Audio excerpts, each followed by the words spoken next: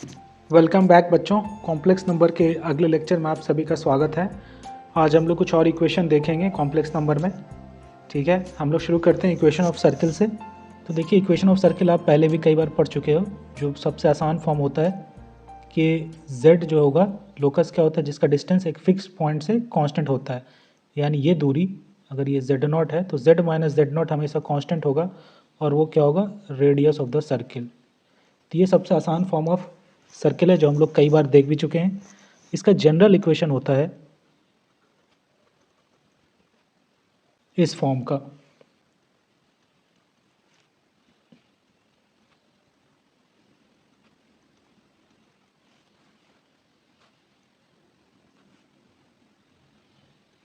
Z z conjugate plus a conjugate z plus a z conjugate plus b equals to 0, जिसमें ए एक complex number है और B क्या है, वो रियल है। ठीक है ना। इसका सेंटर आपका होता है माइनस ऑफ ए। ठीक है, और रेडियस हो जाता है इस सर्किल का फिर root under of mod of A का स्क्वायर माइनस बी। ठीक है, इस सर्किल का सेंटर और रेडियस ये हो जाता है।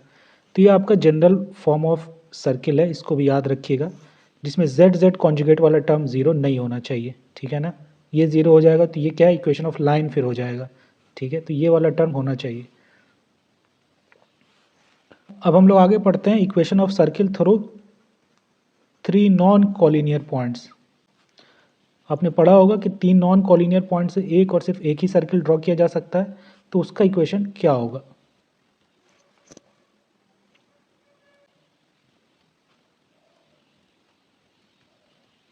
सपोज कीजिए ये Z1 Z2 Z3 है और ये कोई जनरल पॉइंट है Z सर्किल पे, तो इसका इक्वेशन कैसे लिखेंगे। इसको हम लोग लिखते हैं, देखिए क्या है, ये जो एंगल है और ये एंगल क्या होगा, सेम ही होगा, क्योंकि this is angle in the same segment, है ना। इसी इसी आर्क पे दोनों एंगल बन रहा है, तो ये एंगल सेम होगा, चाहे वो कोई भी Z लो, सबका एंगल इसके बराबर ही आएगा। तो आप इस आर्क पे कोई भी कॉम्प्लेक्स नंबर लो, है ना, कोई पॉइंट लो, सबका एंगल क्या आएगा, Z1 ये वाला एंगल क्या आएगा, Z1 Z3 Z2 वाला एंगल आएगा। तो इस एंगल को क्या लिखोगे, अर्ग ऑफ Z2 माइनस जेड, ये बेस आर्म बन जाएगा, उससे एंटी क्लॉकवाइज में जो जाएंगे उसका अर्ग ज़्यादा होगा, उसको ऊपर लिख देते हैं। यानी arg of Z2 minus z upon Z1 minus z, this will be equals to arg of, ठीक है, Z1 माइनस Z3 अर्ग of Z2 minus Z3 upon Z1 minus Z3। ठीक है ना, इधर एंटी क्लॉकवाइज है तो पहले Z2 माइनस Z3 लिख दिए। ठीक है, तो ये इक्वल होगा, तो यहाँ से क्या आ गया, अर्ग of Z2 minus Z upon Z1 minus Z into, ये माइनस में आ जाएगा तो ये क्या हो जाएगा, दिस बाई दिस, यानी Z1 माइनस Z3 ऊपर चला जाएगा और Z2 माइनस Z3 नीचे आ जाएगा, दिस इक्वल्स टू 0। ठीक है ना, ये होगा पॉइंट्स के लिए जो इस साइड लाई कर रहे हैं। ठीक है ना, Z1 Z2 से जो आर्क बन रहा है, Z1 Z2 से जो आर्क बन रहा है उसके एक साइड, और अपोजिट साइड वाले के लिए क्या लिखना होगा फिर यहाँ पे, वो हो जाएगा पाई, तो दिस 0 और पाई। ठीक है ना, तो इसको फिर आप लिख सकते हो, क्या चीज़ लिख सकते हो, this is equals to its conjugate, यानी ये वाली चीज़ क्या हो, रियल हो। ठीक है ना बच्चों, तो आप इसको एक्सचेंज कर दो, आप लिख दो Z minus Z2 upon Z minus Z1 into Z1 minus Z3 upon Z2 minus Z3 is purely real. ठीक है ना, ये इक्वेशन है सर्किल का इन किस form, in the form of 3 points. ठीक है बच्चों, और इसी के लिए कॉन्साइक्लिक का आपको टेस्ट निकल जाएगा। 4 पॉइंट्स एक सर्किल पर लाई करेंगे, इसके लिए क्या होगा, कोई इस इक्वेशन को सेटिस्फाई करना चाहिए, यानी Z के बदले आप Z4 पुट कर दीजिए, तो जो कंडीशन आएगा वो क्या आएगा, कॉन्साइक्लिक होने का कंडीशन आ जाएगा।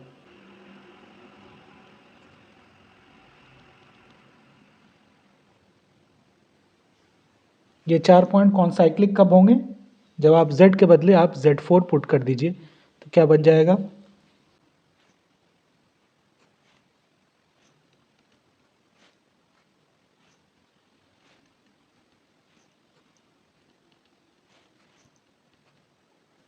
ठीक है। बस z के बदले हम लोगों ने क्या किया है, z के बदले हमने z4 पुट कर दिया है, तो z4 minus z2 upon z4 minus z1 into z1 minus z3 upon z2 minus z3। तो ये अगर रियल हो जाए तो ये क्या है, ये चारों पॉइंट कौन साइक्लिक है, ठीक है ना बच्चों। तो इसको याद रख सकते हो, या फिर ये कैसे आया है, तो आप चाहो तो इस सर्किल को ध्यान में रखते हुए एंगल इन सेम सेगमेंट से ये चीज़ लिख सकते हो, तो ये आपको ये फॉर्मूला जो है एक लाइन में निकल के आ जाएगा, या फिर आप इसको याद भी रख सकते हो। एक दूसरा फॉर्म ऑफ इक्वेशन होता है अपोलोनियस सर्किल। ये क्या होता है, z minus z1 upon z minus z2 is equals to k दिया हुआ हो, k नॉट इक्वल्स टू 1 हो। k 1 हो जाता है तो ये z1 z2 का क्या हो जाता है, परपेंडिकुलर बाइसेक्टर, ठीक है ना। इसमें डायमेट्रिक पॉइंट आपका हो जाता है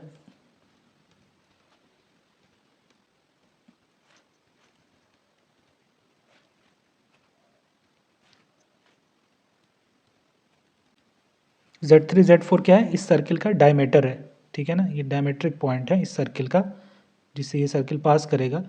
ये Z3 है आपका और ये Z4 है, तो उसकी वैल्यू ये हो जाती है in terms of K Z1 and Z2, ठीक है। तो ये आपका अपोलोनियस सर्किल है। अगला एक सर्किल का इक्वेशन और ये हो सकता है कि Z माइनस Z1 का मॉड का square plus Z minus Z2 के मॉड का स्क्वायर इज इक्वल्स टू क्या हो, K हो। ये सर्किल होगा, विल बी सर्किल, ये कंडीशनल है जब K आपका बड़ा हो या इक्वल्स हो half of mod Z1 minus Z2 का होल स्क्वायर के, ठीक है ना। ये सर्किल तब कब होगा, जब K आपका बड़ा हो half of mod Z1 minus Z2 का स्क्वायर। इसका सेंटर होता है इस सर्किल का half of Z1 plus Z2, ठीक है। और रेडियस होता है root under 2K minus mod of Z1 minus Z2 का होल स्क्वायर, ठीक है। यहीं से है कि रेडियस ग्रेटर 0 होना चाहिए, इसलिए ये कंडीशन आ रहा है, ठीक है। तो ये सर्किल की पूरी बात हो गई, इससे ज़्यादा की ज़रूरत आपको नहीं पड़ना चाहिए, अगर ज़रूरत पड़ेगा तो आप निकाल सकते हो। अगला हम लोग थोड़ा सा पढ़ेंगे इक्वेशन ऑफ एलिप्स। ये आप लोग कोऑर्डिनेट ज्योमेट्री में पढ़ोगे और डिटेल में। इलिप्स क्या होता है, इलिप्स ऐसा लोकस होता है जिसपे किसी पॉइंट की sum of distance from two fix point क्या होता है, कांस्टेंट होता है। यानी अगर ये टू फिक्स पॉइंट है, इसको हम लोग फोकस बोलते हैं, तो इसका डिस्टेंस का सम क्या होगा, इस दोनों पॉइंट से कांस्टेंट होता है।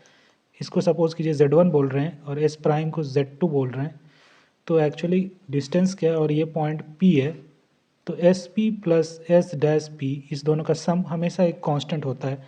इसको सपोज कीजिए हम लोगों ने बोल दिया ट्वाइस ऑफ ए, ठीक है।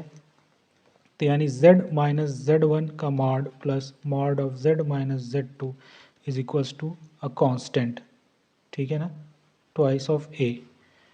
और इसमें ये तभी होता है जब twice of A is greater than mod of Z1 minus Z2, ठीक है।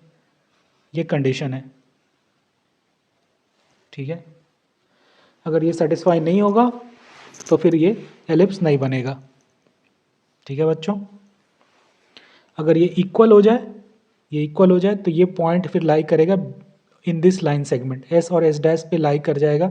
अगर ये इक्वल हो जाए तो, और लेस हो जाए तो वो पॉसिबल ही नहीं है, फिर कोई पॉइंट उस कंडीशन को सेटिस्फाई नहीं करेगा, ठीक है बच्चों। ये ट्रायंगल इनइक्वालिटी से आ रहा है, ठीक है, क्योंकि इसकी दूरी और इसकी दूरी, इस दोनों की सम क्या होनी चाहिए, इससे बड़ी होनी चाहिए। This is two sides of triangle, तो उसकी दूरी इससे बड़ी होनी चाहिए, ठीक है। और अगला एक आप लोगों को पढ़ना है इक्वेशन ऑफ हाइपरबोला।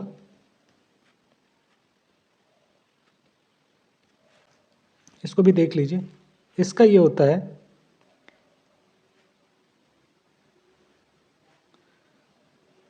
उसमें क्या था कि sum of its distance from two point is constant, इसमें हो जाता है डिफरेंस। कोई पॉइंट P है तो इसका डिफरेंस जो है इस दो पॉइंट से क्या होगा, कांस्टेंट होगा, यानी S P minus S dash P is equals to constant, यानी mod of Z minus Z one minus of mod of Z minus Z two is equals to constant. और ये जो कांस्टेंट है ये लेस देन होना चाहिए mod of z one minus Z two. ठीक है, तो यह हाइपरबोला ऐसा होता है। ठीक है, यानी difference of its distance from two fix point is a constant. और ये कंडीशन याद रखिएगा, ये कंडीशन सेटिस्फाई होगा तभी हाइपरबोला होगा। ठीक है ना, नहीं तो क्या हो जाएगा, सी अगर इसके बराबर हो तो ये पॉइंट्स कहाँ बनेगा, एस वन के एस डैश के आगे हो या एस से पहले हो, और इससे ग्रेटर हो जाए तो पॉसिबल नहीं है, क्योंकि देखिए ट्रायंगल इनइक्वालिटी से ये दोनों का डिफरेंस हमेशा इससे लेस देन होना चाहिए। इक्वल होगा तो इसी लाइन पर लाई करेगा, बीच में नहीं बल्कि बाहर। ठीक है बच्चों, समझ में आ रहा है? तो ये कंडीशन सेटिस्फाई होनी चाहिए। तो कॉम्प्लेक्स नंबर में मोटा मोटी इतनी ही थ्योरी थी बच्चों, इससे आपको कॉम्प्लेक्स नंबर ऑलमोस्ट हैंडल हो जाएगा। ठीक है, तो अब हम लोग क्वेश्चंस प्रैक्टिस करेंगे। कुछ क्वेश्चंस प्रैक्टिस करने के बाद हम लोग नेक्स्ट चैप्टर में एंटर कर जाएंगे। तो आज के लिए इतना ही बच्चों, थैंक यू।